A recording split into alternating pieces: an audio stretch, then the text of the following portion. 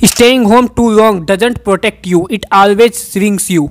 पिछले 2 हफ्ते में मैंने अपने साथ एक एक्सपेरिमेंट किया। मैंने अपने ही घर में खुद को बंद कर लिया।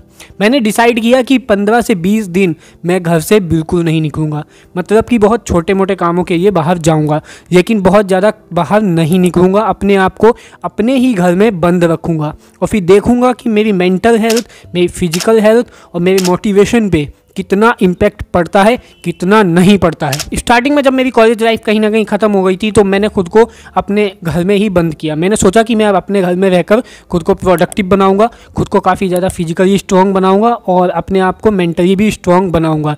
लेकिन मैंने स्टार्टिंग के 2-3 दिन तो मतलब कि स्टार्ट किया। जब स्टार्टिंग के 2-3 दिन तो मेरे को ठीक लगा।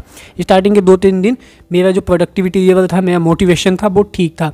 लेकिन धीरे धीरे जैसे ही 10 दिन या 11 दिन तक मैं पहुंचा तब मुझे ऐसा लगने लगा था कि मैं अंदर से खोखला हो रहा हूँ। मेरी प्रोडक्टिविटी डिक्लाइन हो रही थी, मेरी मेंटल हेल्थ पे भी कहीं ना कहीं इम्पैक्ट पड़ रहा था। स्टार्टिंग में मैं बहुत ज़्यादा मोटिवेटेड था। मैं सोचता था कि यार मैं कर लूँगा, ये सब चीज़ें मैं बहुत जल्दी अचीव करूँगा। जो मैं गोल्स चाहता हूँ, जिन गोल्स की ओर मैं बढ़ रहा हूँ, मेरा किसी काम में जो है मतलब कि ये नहीं होगा कि मैं डिले कर दूँ उस काम को, ऐसा नहीं था। लेकिन धीरे धीरे जैसे ही दिन बीतते गए ये होना मेरे साथ स्टार्ट हो गया। मेरे मेंटल हेल्थ पे इम्पैक्ट पड़ना स्टार्ट हो गया, मेरे फिजिकल हेल्थ पे भी इम्पैक्ट पड़ना स्टार्ट हो गया। अक्सर तुम सोचते हैं कि हम लोग जो है अपने घर में रहकर खुद को सेव कर लेंगे, खुद को बचा लेंगे, अपनी मेंटल हेल्थ को बढ़ा लेंगे, लेकिन ये सबसे बड़ा झूठ है। ऐसा बिल्कुल भी नहीं है। जब तुम सेम इन्वायरमेंट में रहते हैं, सेम रूटीन्स फॉलो करते हैं तो हमारे ब्रेन को नोवेल्टी नहीं मिलती है।